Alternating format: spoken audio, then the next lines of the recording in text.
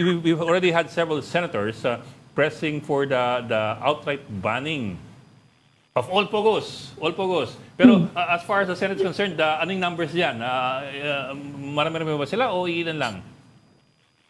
Sir, if we can recall po, dun sa report dati nung mga September, nung nag-submit ng main committee report, yung committee ni Senator Sherwin, bago pa nagpalitan ng leadership, merong 10 senator who voted doon sa committee report ni Senator Sherwin calling for yun, phase out or banning of Pogo. 10 of 24. Yung 10 na yun, kasama si Senator Gatchalian, si Senator Ligarda, si Senator Villanueva, si Senate Minority Leader Coco Pimentel, kasama si Senator De La Rosa, si J.V. Ejercito, si Senator Po, Senator Tulfo, si Senator Pia Cayetano, and Senator Risa Hontiveros. Okay. Kasi po yung sinasabi dati nila, pero si Senator Angara, I can recall, and si Senate President Escudero, ang sinasabi nila, wag i-single out yung Pogo kasi di ba ang sinasabi ng mga senador na umaayaw doon sa Pogo ay nagiging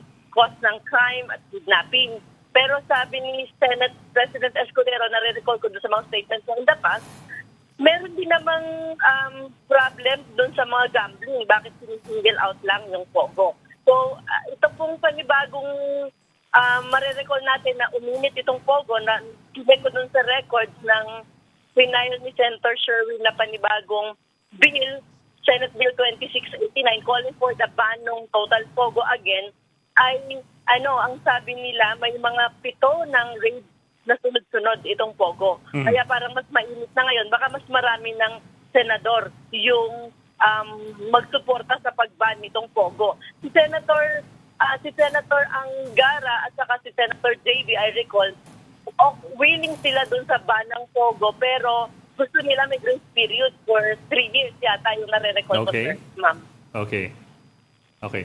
So doon sa 14, pasing na bok, doon sa 14 na hindi pa pumapanig doon sa pagbaban ng Pogo last year, meron bang mga paramdam na magbabago yung kanilang tansya? Kasi 3 na lang kailangan mo para mag-majority ka eh. Di ba? 13 will give you 50% plus 1. Opo. Kahapon, nakausap namin si Senator Padilla, sinasabi pa rin niya na huwag pag-initan yung legal na Pogo. Kasi yung mga illegal lang daw po yung dapat nating habulin. Pero di ba sinasabi nga ng mga agent sa Pogo na mga senador, ginagamit lang na front yung legal, pero engaged din naman yung mga legal Pogo sa illegal activities po. Meron ba siyang merong hearing bang meron pa bang subsequent hearings next week? Kasi ang sabi sa amin ni Senator Gatchalian, ang balak nila, paghiwalayin yung operations and regulatory functions ng PAGCOR. Matutuloy ba yon bago mag-umpisa yung next session ng Congress? Tinitingnan ko ma'am itong schedule ng Senate ngayon. Parang dito sa wala naka-schedule. Teka po. Yan. So far, for this week, di ba meron na lang tayong sa Thursday, Committee on Agriculture ang may hearing. So wala pang schedule kung makakapagpatawag yung committee ng hearing. Cecil, may definition ba sila kung anong ibig sabihin ng legal at saka illegal na Pogo? Dahil by its very nature, yung Pogo kasi ay medyo gray yan eh.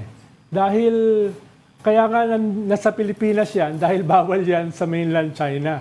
By its very nature, meron niyang nilalabag na mga batas. So, meron ba silang definition kung ano ibig sabihin ng legal na Pogo?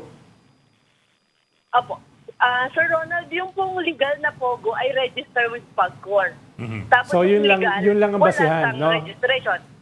Yun po, kasi natatax natin sila. And if you can recall, former President Rodrigo Duterte signed yung Republic Act 11590, yung taxing the Philippine Offshore Gaming Operation na sinasabi ni Senator Sherwin na kaya naging legal yung operation ng Pogo ay because of this taxing measure.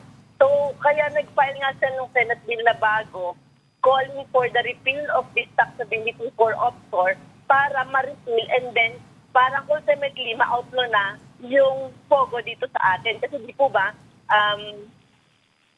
illegal yun sa China. So, maraming senador na nagsasabi, bakit doon sa mga pinanggalingang bansa nito ay illegal, tapos tayo nagkikete, we are housing them here na nililegal pa natin. Kaya nga Cecil, medyo nalilink sa sindikato yan dahil nga yung nature ng Pogo, no, ay ang kanyang kliyente ay yung mga mamamayan sa mainland China, di ba? Dahil bawal yan doon eh.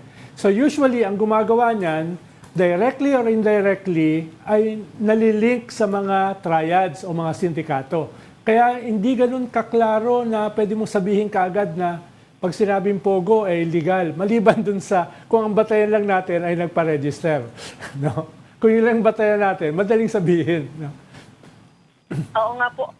Yes, sir. Tama ka din. And then also, ang isa pa na controversial ay yung mga nakikita nila na Pogo workers are sometimes parang convicted doon sa kanila na nakakapasok dito na bakit tinatanong ng authorities, bakit nyo pinapapasok dito?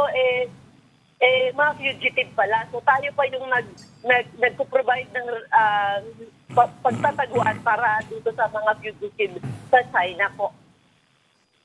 Okay. Okay. Ami, Okay. Ronald, si Okay. Cecil ata, may ginagawa eh. Nakatak lang ni... Siguro, baka bukas lang pag nag-guess natin yung pag-core. Oh, yung pagkor. Matanong natin kung ano talagang ibig sabihin nila ng legal at saka illegal. Yeah. No? Yeah. Especially yung sinabi nga kapon sa atin ni Yusek na 40 lang ang legal versus 300 ang Yes. illegal. Di ba? We can dig further into that. So maraming salamat, Cecil. Sir Felipe. Salamat, Business Cecil. Correspondent. Thank you Thank very you, much for joining us Cecil. today.